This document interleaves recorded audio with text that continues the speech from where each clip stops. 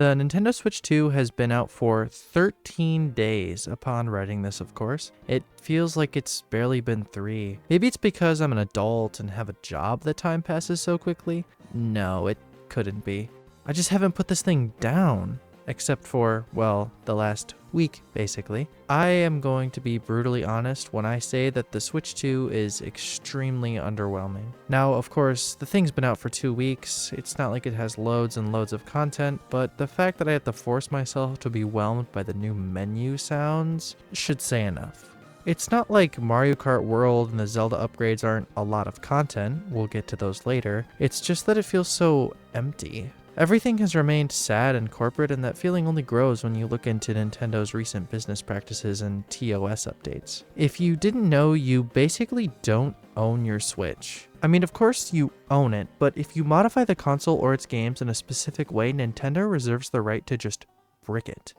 No more online for you. And while this doesn't affect me yet, it affects many people who mod their consoles, whether it be for content creation or literally just for fun. And will potentially affect me 10 to 15 years in the future when I decide to mod my Switch 2. It's really anti-consumer and honestly doesn't make much sense. They're just cutting off more of the consumers that have already been kicked around over the last decade. And before all of you Nintendo bootlickers invade my comments like you do in my shorts, let me explain my standpoint on all this. I will not tell you to buy a Switch 2. I can give you humble suggestions on the path that I agree with, but I can't force you to do anything. I didn't find the price of the Switch 2 offensively high. I do find the standard of $70 to $80 games offensively high, and I will not be buying those games unless it is absolutely proven beyond a shadow of a doubt that they're worth it. If you do find the price is too high, don't buy it. It's your morals and your choice. If you don't enjoy modding your console, don't mod it. But don't yell at people who do, and tell them that getting their console bricked is their fault. The only way for Nintendo to measure how acceptable a particular business practice is by their products, and if everyone buys based on their values, then they will know how many people they're cutting off with a particular action. Thank you for coming to my TED Talk. Nintendo wants more customers, and based on the sales of the Switch 2, they already have a lot. Well, here's a little secret. They could have a lot more. And the method to do such a thing? Be consumer friendly. It really isn't that complicated, and yet businesses get lost in this pile of corporate paranoia. The only company I've seen recently that hasn't been actively ass is Steam, of all things. And AMD, maybe? Steam understands that they have a huge share of the market, basically a monopoly on PC games. Nintendo seems to misread their share and think that in order to keep us, they need to trap us. Well, they don't.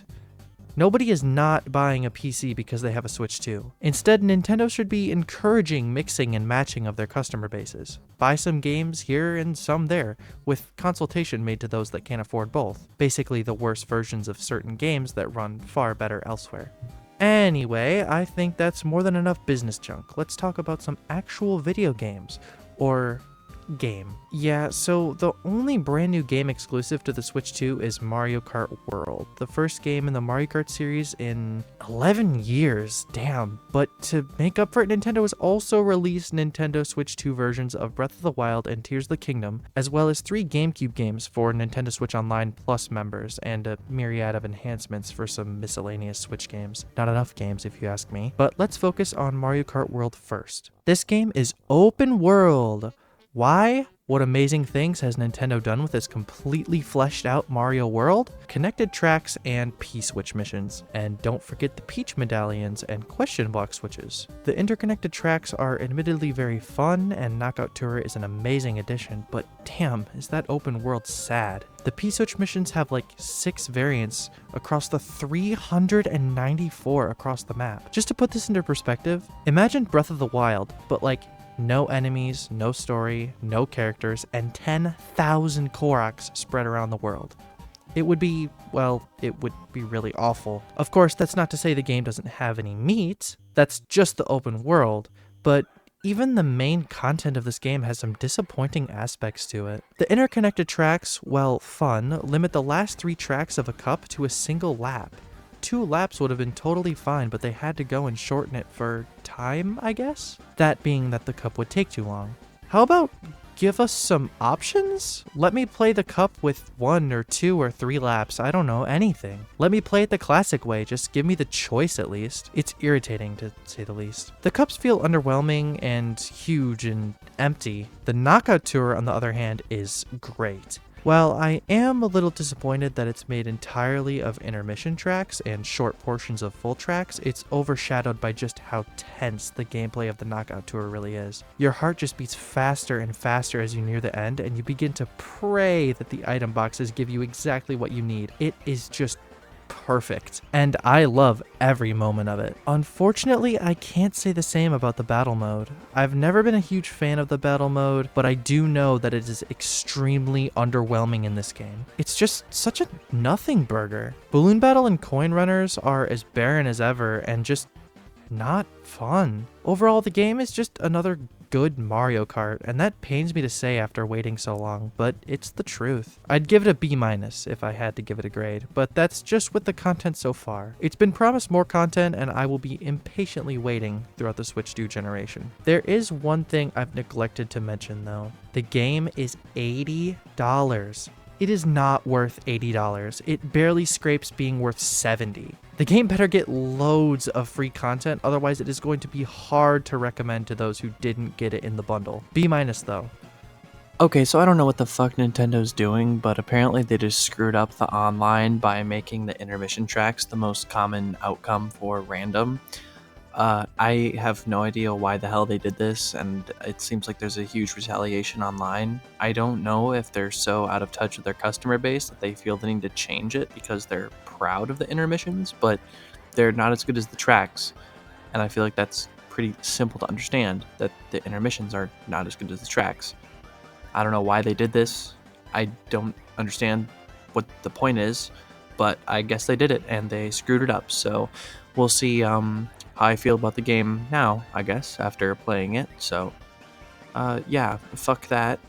God damn it. They also released Switch 2 versions of Breath of the Wild and Tears of the Kingdom, the former of which I can't say much about because I haven't exactly played it. However, I did buy the upgrade for Tears of the Kingdom because in my opinion, the original on Switch 1 was near unplayable because of the performance issues. At times, the game would make me feel motion sick from the lag. Now, this quick review of the game is not about the game itself, rather about the upgrades brought to the Switch 2 version. If I had to review the full game, we'd be here for another hour and it'd be a lot more negative than I'd like. Anyway, the upgrade is perfect. The game runs at 60 FPS, 1080p with HDR, and it looks phenomenal. It honestly just feels like a Switch 2 game at this point. The fact that it ran on the original Switch at all is kind of a technical marvel. I'm more than happy to finally continue my playthrough on the Switch 2 with the enhanced visuals. Unfortunately, the game now has no technical issues to hide behind, and the issues with the story and gameplay itself are much more prevalent. Can't get into it though. No shrine on Shrine Island. Overall, the enhancement itself gets an A+. The game looked good and ran like shit on the Switch, and now it runs and looks exactly how I wish it did. The upgrade pack is $10 on top of the $70 game, so it's technically $80. However, I split the price with another person when the game came out, so I've only ended up paying $45 for it myself. Honestly, whether the game is worth $80 or not to you is your own choice. I can't really say it is or it isn't. Quick GameCube mention here. It currently only has 3 games, and the only one I'm mildly interested in is Wind Waker, and even then, I'll probably play it on my Steam Deck before I shill out $50 for NSO+. Maybe if a ton of more games come in a short span, I'll consider it. I'm not forgetting Deltarune, alright? It's very likely it'll be getting its own video in the future because chapters 3 and 4 are just so peak. And here's a quick unscripted rant about Welcome Tour. Welcome Tour is a piece of shit, and I cannot believe that Nintendo actually thought that it was worth $10 or $15, or however much it is on the eShop.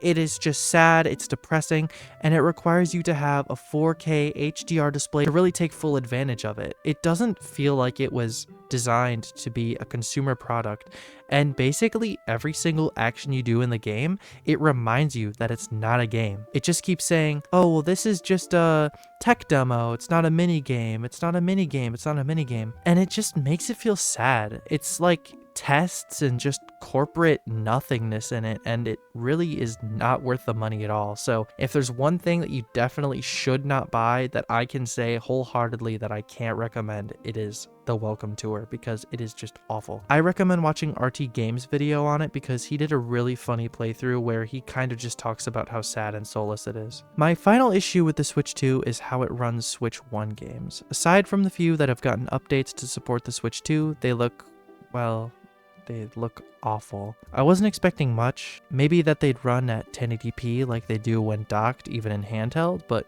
no. I had to remind myself that many Switch games didn't even run at 1080p in docked mode. It's just overall very sad. Trying to play Pikmin 4 on the Switch 2 brought me back to the olden days of watching YouTube on the Wii. Low res, low frame rate, strange artifacting, and a sickening lack of quality. The games that have gotten them are more than okay. Bowser's Fury and Odyssey look great. Scarlet and Violet look as good as those games can look, but man, Switch games look awful. Overall, it's alright. Everything just feels slightly off and like Nintendo has underdelivered. Maybe Donkey Kong Bonanza will be peak game design, although judging from the direct we received, it doesn't seem like it's going to be my thing. Although I do completely understand the hype for longtime fans of the series. Pokemon ZA is looking just as ugly as I expect from a modern Pokemon game. Metroid Prime 4 looks like it might be my first dive into the Metroid world, as I haven't really played any games in the series before other than the first one and the one on the Game Boy. And the upcoming Switch 2 versions of previous games are looking, well, they're looking okay. I have a lot of hope for this generation, especially because the hardware of the console itself is great, and I just hope that Nintendo rethinks some of their practices. Special thanks to my patrons, you guys motivate me to keep doing what I'm doing, and I appreciate it more than you know. The link to join is down below if any of you are interested in getting your own OC, drawn by me, and featured in upcoming videos. Thank you all for watching, and I will see you next time. Bye-bye!